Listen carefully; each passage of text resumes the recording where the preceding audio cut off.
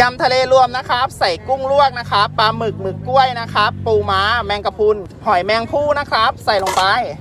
มะเขือเทศแครอทแต่งสีใส่หอมแดงขึ้นช่ายและผักชีนะครับน้ำปลาร้าต้มสุกน้ำมะนาวพริก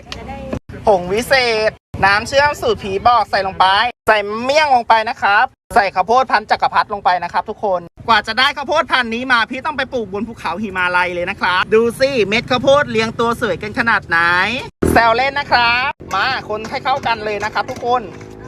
เสร็จแล้วครับยำทะเลรวมน่ารับประทานไหมครับดูสิน้องจุ้งตัวขาวๆเลย